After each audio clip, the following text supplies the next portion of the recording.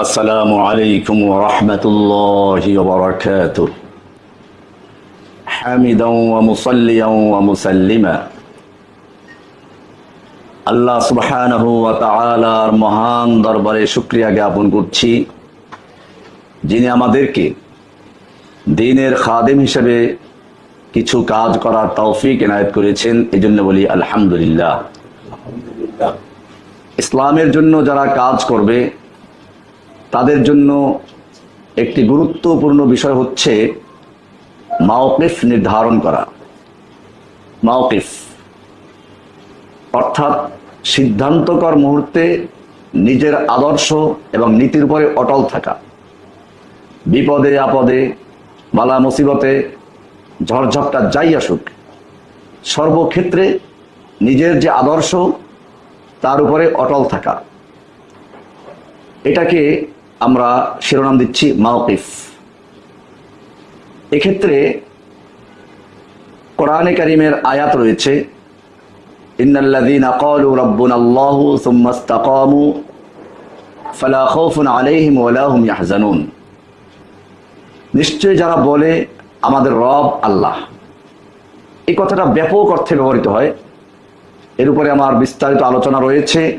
রবের উপরে এক কথায় রব হচ্ছে সৃষ্টিকর্তা, রক্ষাকর্তা, পালনকর্তা, আইনদাতা, বিধানদাতা, সব কিছু যিনি আঞ্জাম দেন।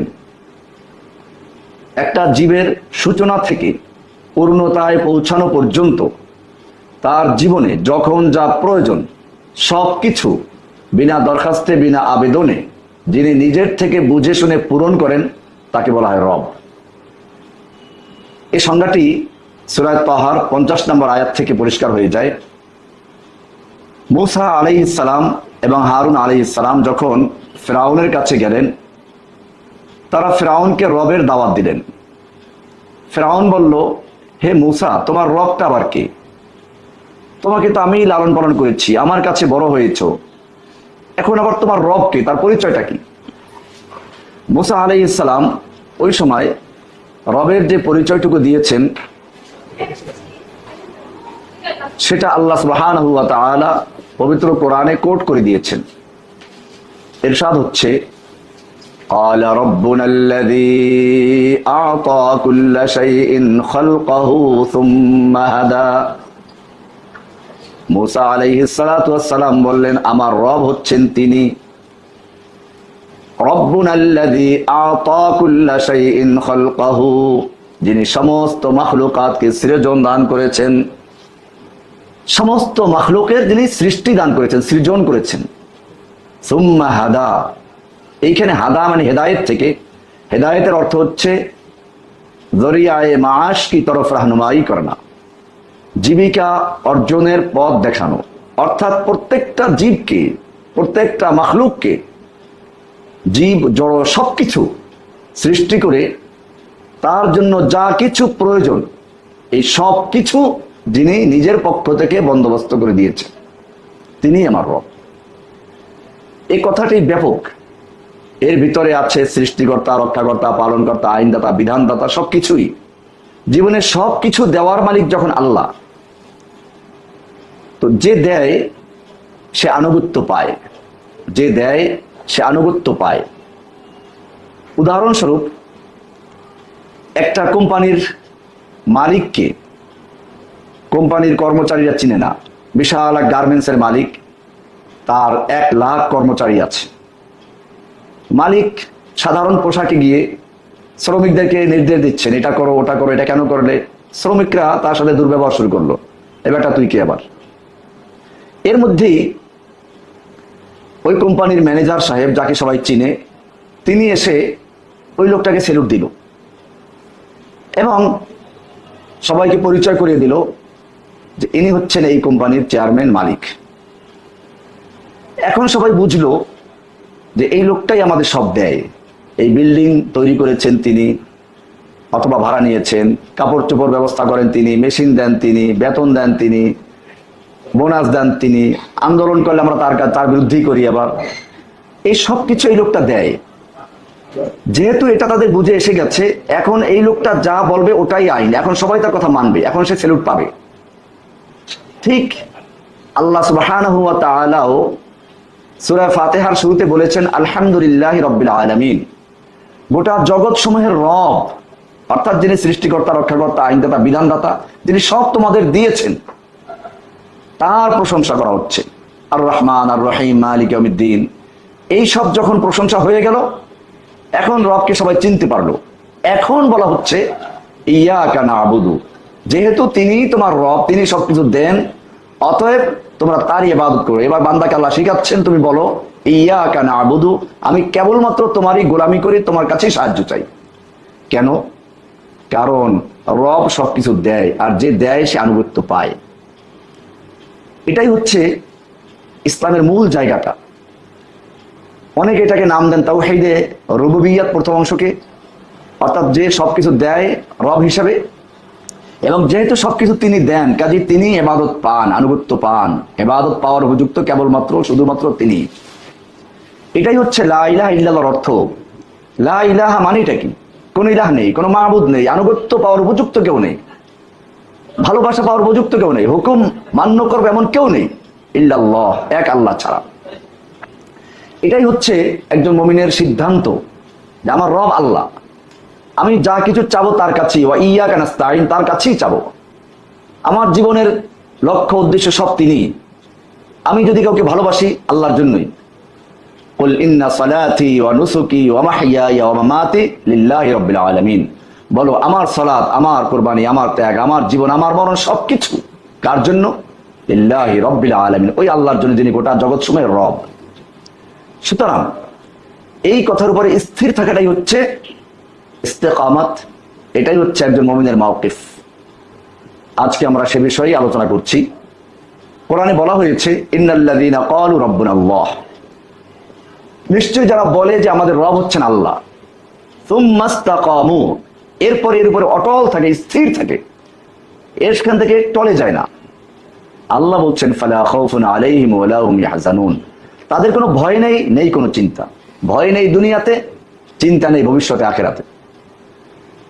কোরআনের আরেকটা আয়াতে আল্লাহ আরো বিস্তারিত বলেছেন ইন্নাল্লাযীনা ক্বালু রাব্বুনাল্লাহ, নিশ্চয়ই যারা বলে আমাদের রব হচ্ছেন আল্লাহ, সুম্মা ইসতাকামু, এরপর অটল থাকলো, তাতানাজ্জালু আলাইহিমুল মালায়েকা, তাদের উপরে আল্লাহর পক্ষ থেকে ফেরেশতা অবতীর্ণ হন, তাদেরকে অভয় দিতে থাকেন বিপদের মুহূর্তে, যুদ্ধের ময়দানে, কারাগারে। তাদেরকে ফেরেশতারা বলতে থাকেন আল্লাহ খাউফুন আলাইহিম ওয়া লা হুম, আল্লাহ তাখাফু ওয়া লা তাহজানু, তোমাদের কোনো ভয় নেই, তোমরা ভয় করো না, চিন্তা করো না, এখন তোমাদের কি হবে, ভবিষ্যতে কি হবে এই নিয়ে চিন্তা করো না। ও আবশিরু বিল জান্নাহ, এবং তোমরা জান্নাতের সুসংবাদ গ্রহণ করো, যে জান্নাতের ওয়াদা তোমাদের করা হয়েছিল।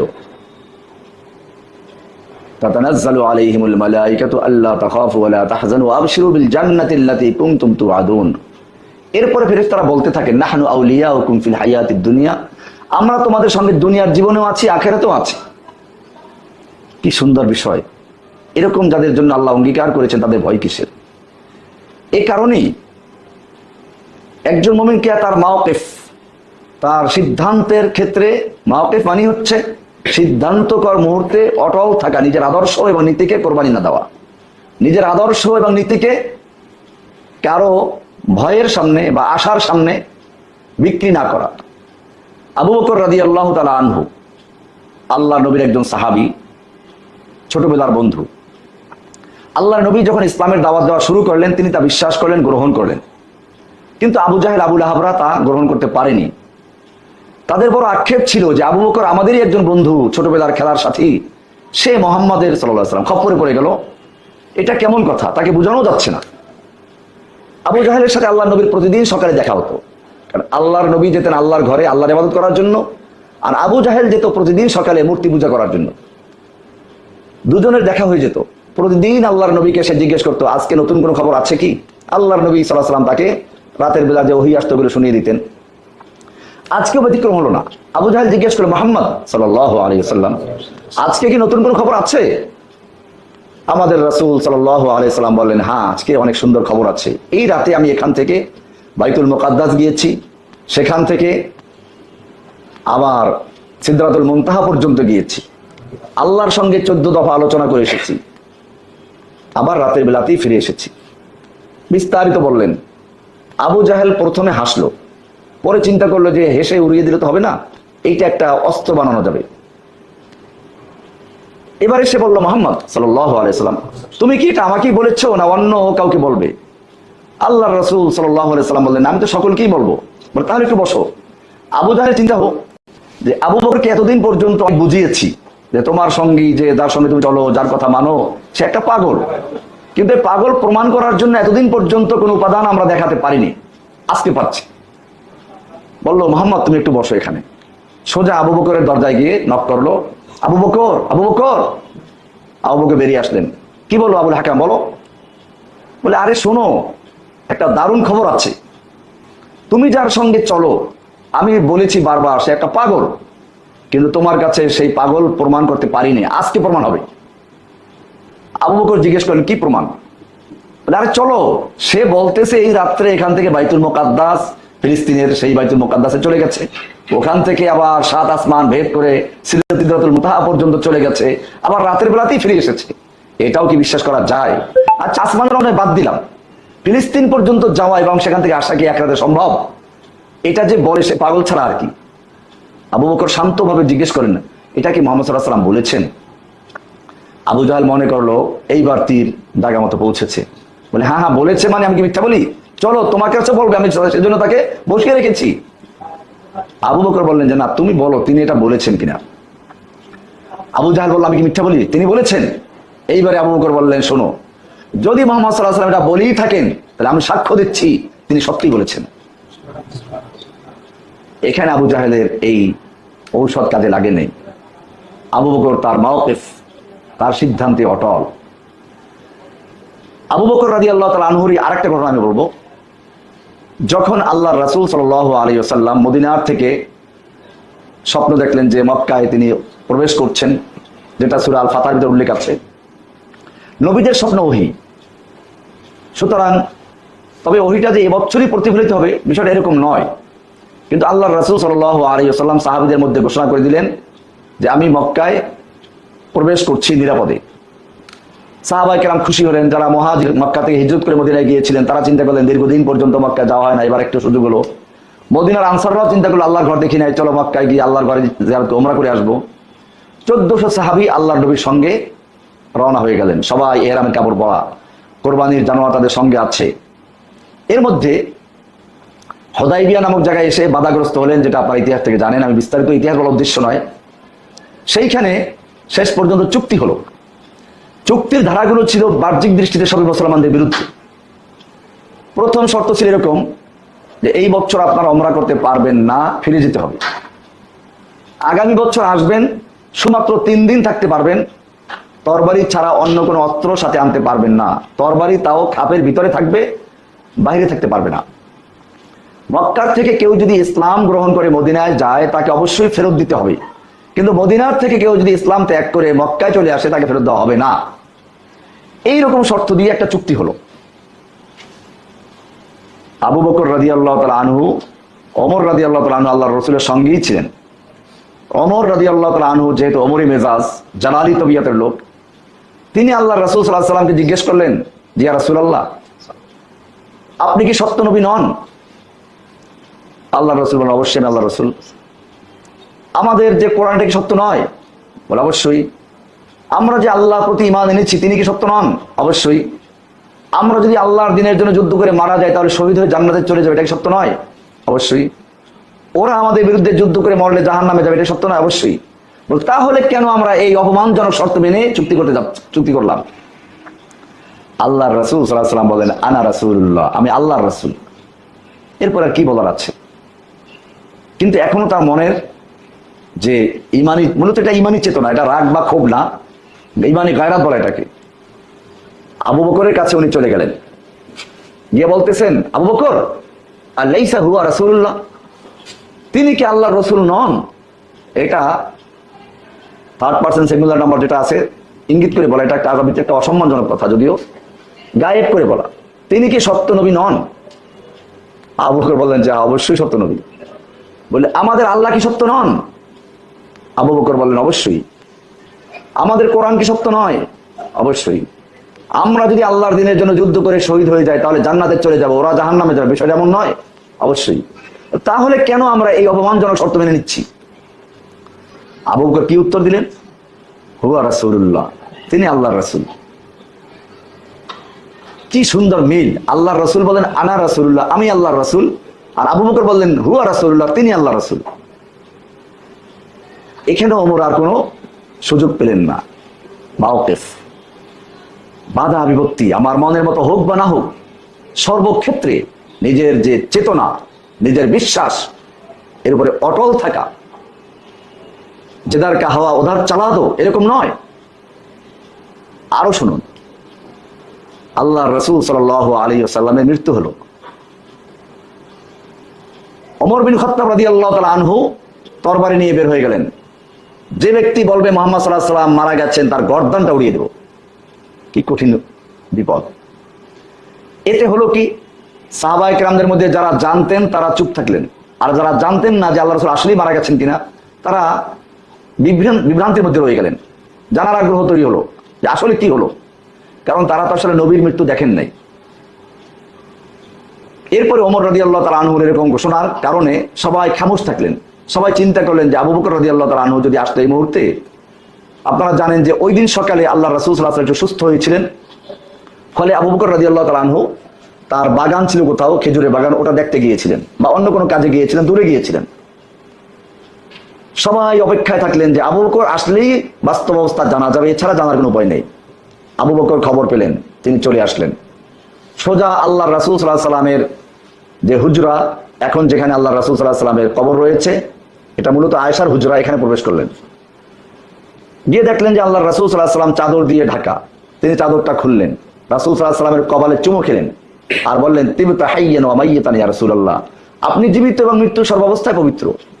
আপনার প্রতি যে মৃত্যু লেখা ছিল আল্লাহর পক্ষ থেকে, সেটা আপনি পেয়ে গেছেন, আপনার প্রতি দুইবার মৃত্যু আসবে না। এইটা বলে তিনি চাদরটা ঢেকে দিয়ে বাইরে চলে আসলেন। সবাই চাতক পাখির মতো তাকিয়ে আছে আবু বকর কি ঘোষণা দেন। এখানেও দেখুন আবু বকরের ঘোষণাটা কেমন ছিল। ইতিহাস সাক্ষী, বুখারী হাদিস খুলে দেখবেন, হাদিসের সব কিতাবই আল্লাহ রাসূলের মৃত্যু ঘটনা খুলে দেখবেন, এখানে বিস্তারিত আছে। আবু বকর রাদিয়াল্লাহু তাআলা আনহু এখানেও সেই মাওকিফ, তা দৃঢ়তা, এর প্রমাণ দিলেন।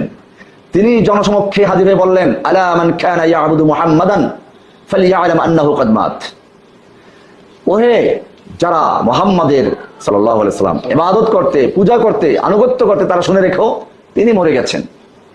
ওয়া মান কানা ইয়াবুদুল্লাহ, আর যারা আল্লাহর ইবাদত করতে তারা শুনে রেখো ফাইনাল্লাহা হাইয়ুল কাইয়্যুম, আল্লাহ জীবিত আছেন, তিনি শাশ্বত, তিনি চিরঞ্জীব। এরপরে তিনি কোরআনের ওই আয়াতটা পড়লেন যেটা রাসূল সাল্লাল্লাহু আলাইহি ওয়াসাল্লামের প্রতি নাযিল হয়েছিল মূলত হুনাইনের সময়, যখন খবর ছড়িয়ে গেছিল মুহাম্মদ সাল্লাল্লাহু আলাইহি ওয়াসাল্লাম মৃত্যু হয়ে গেছে, শয়তান ছড়িয়ে দিয়েছিল।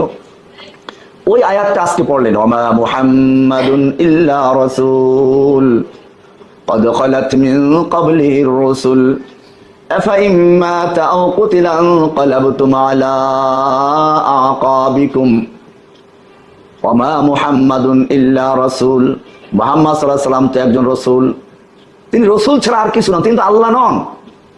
قد خلت من قبله الرسل, তার পূর্বে যত নবী রাসূল অতিক্রম করেছেন, যত নবী রাসূল চলে গেছেন, সকলেই মৃত্যুবরণ করেছেন, তারা চলে গেছেন। আফাইন মাতা আও কুতিলা, সুতরাং যদি সেই ধারাবাহিকতায় মুহাম্মদ সাল্লাল্লাহু আলাইহি ওয়াসাল্লাম মরে যান অথবা নিহত হন, তাহলে তোমরা কি দিন থেকে সরে যাবে? জেনে রাখো, তোমাদের যে কেউ দিন থেকে সরে যাবে সে আল্লাহর কোনো ক্ষতি করতে পারবে না, নিজেদের ধ্বংস টেনে আনবে। এই আয়াত পড়ার সঙ্গে সঙ্গে সাহাবায়ে কেরামদের কাছে মনে হলো যে এই আয়াতটা যেন এখনই নাযিল হয়েছে। ওমরের হাত থেকে তরবারি পড়ে গেছে। এরপরে সাহাবায়ে কেরাম বুঝতে পারলেন, সকলের চোখে পানি চলে আসলো। সবাই বুঝলো যে আল্লাহ রাসূল সাল্লাল্লাহু আলাইহি ওয়াসাল্লাম আর দুনিয়াতে নেই। এরপরে দেখুন চতুর্থ ঘটনা, আল্লাহ রাসূল সাল্লাল্লাহু আলাইহি ওয়াসাল্লাম মারা যাওয়ার পরে একদিকে একদল লোক যাকাত দিতে অস্বীকার করলো, আর একদিকে মুসাইলামাতুল কাজ্জাব নামে একজন নবুয়ত দাবি করলো, আর একদিকে একদল লোক মুরতাদ হয়ে গেল, আর একদিকে রোম পারস্যের সম্রাটরা মুসলিম ভূখণ্ডে আক্রমণ করার জন্য তৈরি হলো, সেনা সমাবেশ ঘটাতে লাগলো। অপরদিকে আর একদল লোক যাকাত দিতে অস্বীকার করলো। এই সময় সাহাবায়ে কেরামদের পরামর্শ ছিল যে জাকাত দিতে যারা অস্বীকার করেছে তাদের বিরুদ্ধে এখন যুদ্ধ করার কোনো প্রয়োজন নেই, কারণ তারা তো ইসলাম ত্যাগ করে নাই। এর চেয়ে বড় সমস্যা অনেকগুলো আছে, সুতরাং তাদের সাথে এখন আর যুদ্ধ করার দরকার নেই। এমনকি এই লৌহ মানব ওমর রাদিয়াল্লাহু তাআলা আনহু পর্যন্ত আবু বকরকে বলেন, আবু বকর, এরা তো শুধুমাত্র জাকাত দিতে অস্বীকার করেছে, ইসলাম তো আর ত্যাগ করে নাই। এই মুহূর্তে আমরা যারা ইসলাম ত্যাগ করেছে মুরতাদ তাদের বিরুদ্ধে যুদ্ধ করি, যারা মিথ্যা নবী দাবি করেছে তাদের বিরুদ্ধে যুদ্ধ করি, রোম সম্রাটের বিরুদ্ধে যুদ্ধ করতে হবে। এই সময় মানেই নেই জাকাত দিতে যারা অস্বীকার করেছে তাদের বিরুদ্ধে যুদ্ধ করার কোনো প্রয়োজন নেই। আবু বকর রাদিয়াল্লাহু তাআলা আনহুর মাওকিফ দেখুন। তিনি বললেন, ওমর, জাহিলি যুগে তো সিংহ ছিলে, এখন কি বিড়াল হয়ে গেছ? জেনে রাখো, আল্লাহর নবীর যুগে যে ব্যক্তি একটা ছাগলের বাচ্চা জাকাত দিত অথবা উটের সঙ্গে রশিটা দিত, আজকে যদি সেটা দিতে অস্বীকার করে আমি তার বিরুদ্ধে যুদ্ধ করব। এরপরে তিনি তার ঐতিহাসিক সেই বাক্য ঝাড়লেন, আয়ান কুসুদ্দিন ও আনা হাই, দিনের সামান্য ক্ষতি হবে আর আমি জীবিত থাকবো, তা কখনো হতে পারে না। এই বলে তিনি যখন হুঙ্কার দিলেন, দেখা গেল সব ঠান্ডা হয়ে গেল। রোম সম্রাট হামলা করার পরিবর্তে সৈন্য গুটিয়ে নিল। জাকাত দিতে যারা অস্বীকার করেছিল তারা জাকাত দিতে শুরু করলো। এক হুঙ্কারে সব শেষ হয়ে গেল। এটা হলো মাওকিফ। একজন মুমিন তার যে চিন্তা, চেতনা, আদর্শ, এটার উপর অটল থাকবে। তাতে যত ঝড় ঝঞ্ঝা আসুক, বিপদ আপদ আসুক অথবা পার্থিব লোভ আসুক, এতে সে নিজের অবস্থান থেকে সরবে না। এটাই হচ্ছে মাওকিফ, এটাই হচ্ছে রাসূল সাল্লাল্লাহু আলাইহি ওয়াসাল্লামের সেই বিশেষ উপদেশ, যেটা মুআয রাদিয়াল্লাহু তাআলা আনহুকে বলেছিলেন। আল্লাহ রাসূল সাল্লাল্লাহু আলাইহি ওয়াসাল্লামের পিছনে বাহনে মুআয বসেছিলেন রাদিয়াল্লাহু তাআলা আনহু। আল্লাহ রাসূল সাল্লাল্লাহু আলাইহি ওয়াসাল্লাম, হে মুআয, তিনি বললেন, লাব্বাইক ওয়া সাআদাইক ইয়া রাসূলুল্লাহ, হে আল্লাহর রাসূল, হাজির। আবার ডাকলেন, হে মুআয, তিনি একই উত্তর দিলেন। আবার ডাকলেন, হে মুআয। এরপরে আল্লাহ রাসূল সাল্লাল্লাহু আলাইহি ওয়াসাল্লাম বললেন, হে মুআয, তোমাকে আমি কিছু উপদেশ দিচ্ছি, এগুলো স্মরণ রাখবে। তুমি আল্লাহর বিধানকে সংরক্ষণ করবে, আল্লাহ তোমার সংরক্ষণ করবেন। ইহফাজিল্লাহ ইয়াহফাজুক, তুমি আল্লাহকে অর্থাৎ আল্লাহর বিধানকে হেফাজত করো, আল্লাহ তোমার হেফাজত করবেন। এরপরে বললেন যে দেখো, লাউ আন্না আহলাস সামাওয়াতি ওয়াল আরদ, গোটা আসমান এবং জমিনবাসী আল্লাহ ছাড়া সব যদি একত্র হয়ে যায়, আলা আইয়ানফাউকা, তোমার উপকার করার জন্য, লা ইয়ানফাউকা, তারা তোমার উপকার করতে পারবে না, তবে অতটুকুই করতে পারবে যতটুকু আল্লাহ তোমার জন্য বরাদ্দ রেখেছেন। পক্ষান্তরে যদি গোটা আসমানবাসী এবং জমিনবাসী আল্লাহ ছাড়া সকলে একাত্র হয়ে যায় তোমার ক্ষতি করার জন্য, অতটুকুই ক্ষতি করতে পারবে যতটুকু আল্লাহ তাআলা পূর্বের থেকে বরাদ্দ করে রেখেছেন। জাফাল কলম, বললেন যে হ্যাঁ, কলম শুকিয়ে গেছে। এরপরে বললেন, ও আলাম, তুমি জেনে রাখো, মা আসাবাকা, তোমার যে মুসিবত এসে গেছে, লাম ইয়াকুন লিউখতিয়াকা, এটা তোমার থেকে ছুটে যাবার ছিল না, আর যা ছুটে গেছে ওটা তোমার কাছে আসার ছিল না। সুতরাং যদি এটা করতাম তাহলে এটা হতো না, এটা করলে এটা হতো না, এই যদি যদি বলাটা ঠিক না। হাদিসে বলা আছে, যদি হচ্ছে শয়তানের চাবি। সুতরাং বিপদে আপদে কারাগারে আপনারা যে ভাইরা আছেন তাদেরকে বলছি, আমাদের যে সকল ভাইয়েরা কারাগারে গিয়ে মুক্ত হয়েছেন কিন্তু আমার মতো বাড়ি ঘর জায়গা জমি সব হারিয়েছেন, আমি নিজেকেও বলছি আপনাদেরকেও বলছি, এই জন্য আফসোস করে লাভ নেই। আল্লাহ তো পরীক্ষা করেন তাদেরকেই যাদের তিনি ভালোবাসেন। আসাদুন নাসি বালাআন আল আম্বিয়া সুম্মাল আমসাল ফাল আমসাল, আল্লাহর সবচেয়ে বেশি প্রিয় হচ্ছেন নবীগণ এবং সবচেয়ে বেশি পরীক্ষায় সম্মুখীন হন তারাই। এরপরে আল্লাহর কাছে যার যে অবস্থান, সে অবস্থান অনুযায়ী পরীক্ষা হয়। আর এই পরীক্ষায় পাশ করলেই তো আসল স্বাদ পাওয়া যায়। কোরআন বলছে, ওয়া ইয বিতালা ইব্রাহিম রাব্বুহু বিকালিমাতিন ফাতাম্মাহুন্না, আল্লাহ তাআলা ইব্রাহিম আলাইহিস সালামকে পরীক্ষা করলেন, কিছু বিপদ আপদ দিয়ে কিছু পরীক্ষা করলেন। ফাতাম্মাহুন্না, ইব্রাহিম সেগুলো পরীক্ষায় পূর্ণভাবে পাশ করলেন, পূর্ণ করেছেন। পরীক্ষায় পূর্ণভাবে পাশ করার পরে আল্লাহ কি বললেন, ক্বালা ইন্নী জাইলুকা লিন-নাসি ইমামা, আমি তোমাকে ইমাম বানাবো, মানুষের ইমাম বানিয়ে দেব।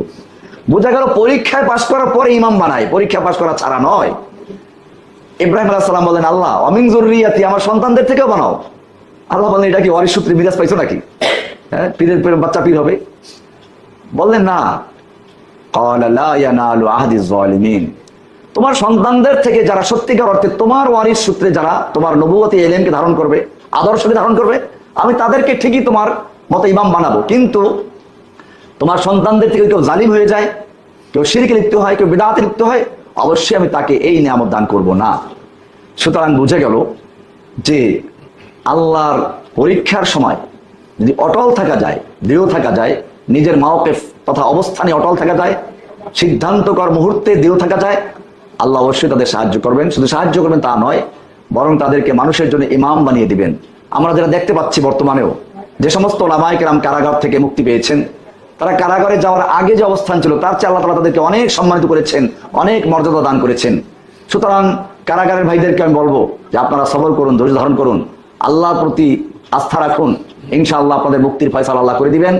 আমরাও চেষ্টা করে যাচ্ছি এবং আল্লাহ তাআলা আপনাদের প্রতি রহম করুন, আমাদের সকলকে তার দিনের জন্য কবুল করুন এবং ঈমানের ক্ষেত্রে কোনো রকম আপোষ না করে আল্লাহর প্রতি আস্থা অবিচল থাকার তৌফিক দান করুন। আমিন। ওয়া সাল্লাল্লাহু তাআলা আলা নবিয়িনা মুহাম্মদ ওয়া আলা আলিহি ওয়া সাহবিহি আজমাইন। আসসালামু আলাইকুম ওয়া রাহমাতুল্লাহি ওয়া বারাকাতুহু।